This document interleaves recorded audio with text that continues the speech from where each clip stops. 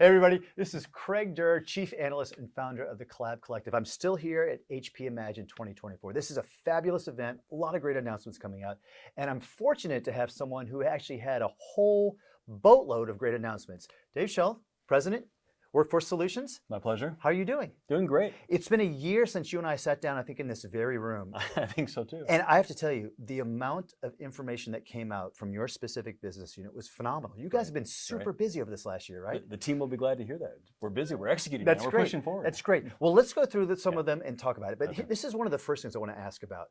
I think what was foundational is that your group really leaned into the research that the company's recently done, right? Yeah. Which is around the workplace experience and people's relationship with work. That's right. The Work Relationship Index. Yeah. It's a great name.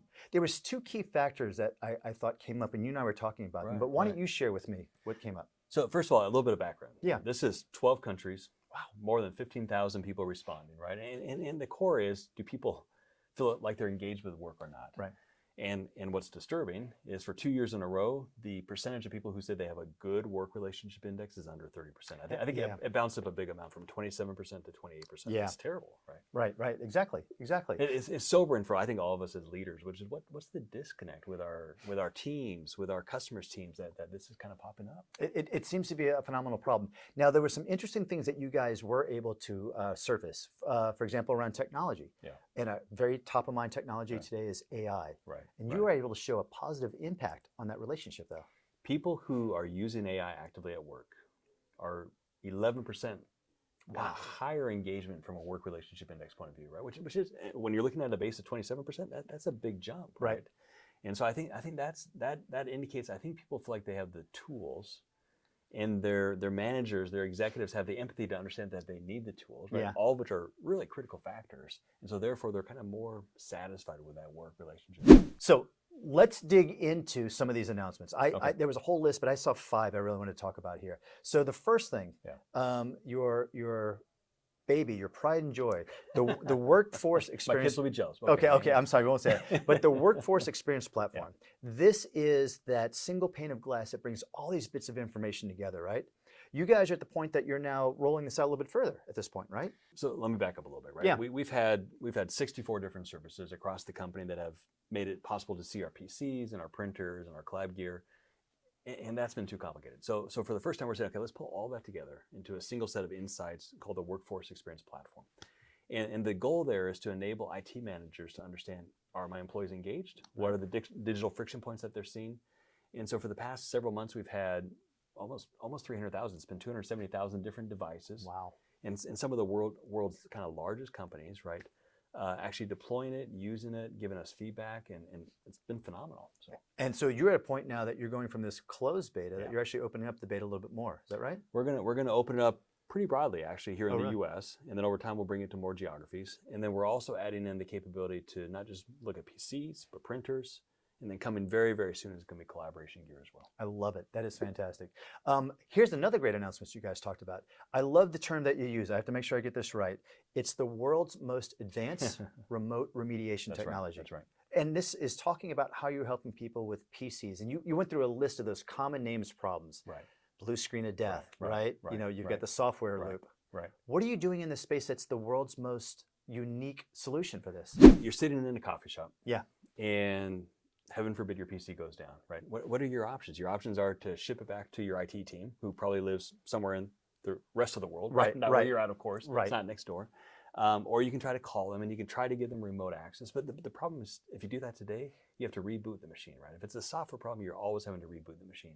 And so now your remote access agent loses access to the device, and again, you're locked up again. And this terrible loop, right? And so we have a unique ability now to get underneath the BIOS layer and sort of remotely and securely provide access to a support agent to say, okay, it doesn't matter if your device is locked. Wow. It doesn't matter if it's blocked with a blue screen of death. It doesn't matter if you're sitting in the Starbucks. They can dial and get access to it and fix it for you remotely. That is an incredible technology. And that's a first to market, right? It's a first to market, yeah. So one of the other things that you guys are really leaning into across the entire portfolio, there's a lot of great AI proof points. Right. You have some wonderful things that your peers are doing on the printers, Right. on the PCs, Right. on the collaboration That's right. devices as well too. Now, but you guys are building up an advisory service around this, in Yeah. particular around Copilot, right? Yeah. Tell me about that. So when I talk to customers, right, whether they're big or small, they're always saying, Dave, how's HP using AI, right? Mhm. It's in your products, as you just said. You're using it internally for call centers and for finance. Can you bring some of that experience to us? And so we're partnered to make sure that we bring sort of the best use cases that people are seeing from an AI point of view, bring it to our customers, start a dialogue. Yeah. What sort of PCs do you need? What's the variations on the different NPUs that are out there? Okay. How do the software apps work on those different devices? Yeah. And kind of pull that together so that our customers understand, okay, for these 5 personas, here are the kind of AI PCs that I need. Here's the kind of software apps that are going to run on that. Okay. And how do we deploy it? But this is not all about technology that Right. you're delivering to the Right. enterprise. Right. You guys actually are leaning into some of the community support efforts you've done before. Yeah. And this is taking technology and enabling a whole level of community Yeah. that's not only just in the US, but worldwide. right. That's It's the right. HOPE program. Right.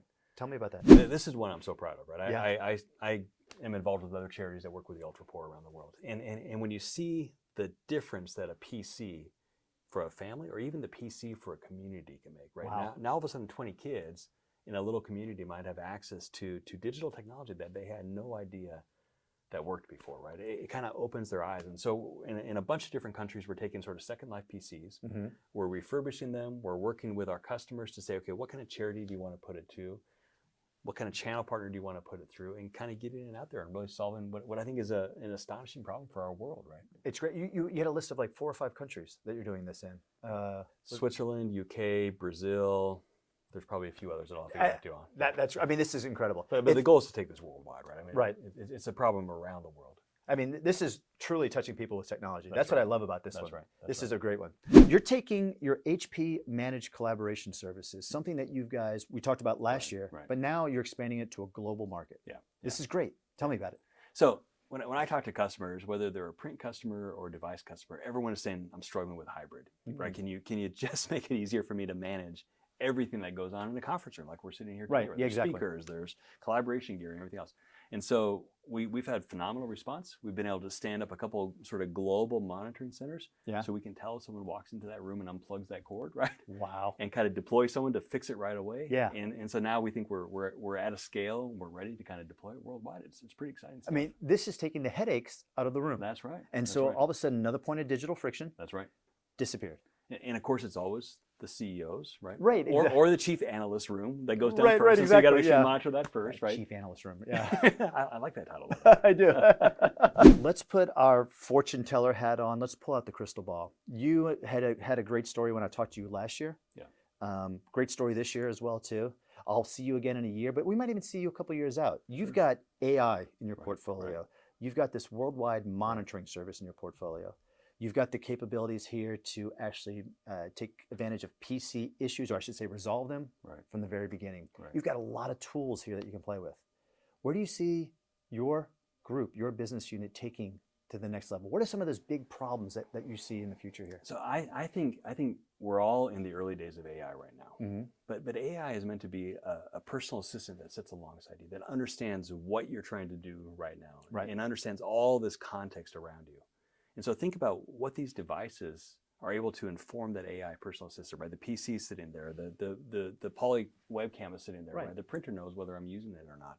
Now all of a sudden there's information that informs sort of the context.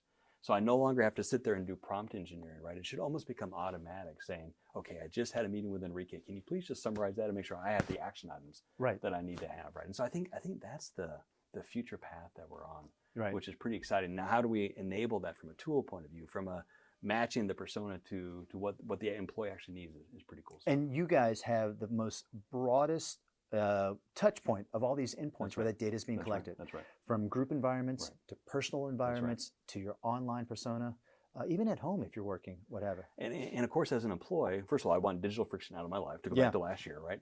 But I also want to make sure that everything that is being used from an AI point of view stays with me in my sort of little ecosystem, right? So I would love to have coaching saying, hey, Dave, you're not showing up your best on camera, right? But I don't really want my boss to see that. Yeah, yeah. And so I want right. all those little coaches and those tools and those assistants to be kind of at the edge, Right. helping me do my job. And that's what makes me fulfilled. I love it. It's when you start taking that digital assistant, and you're not talking to them like a tool, but like a That's right. partner in That's this exactly experience, right? Make me more effective at my job, please. That's great. Okay, we're going to talk about this next year, okay?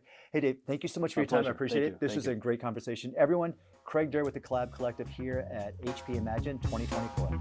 Take care.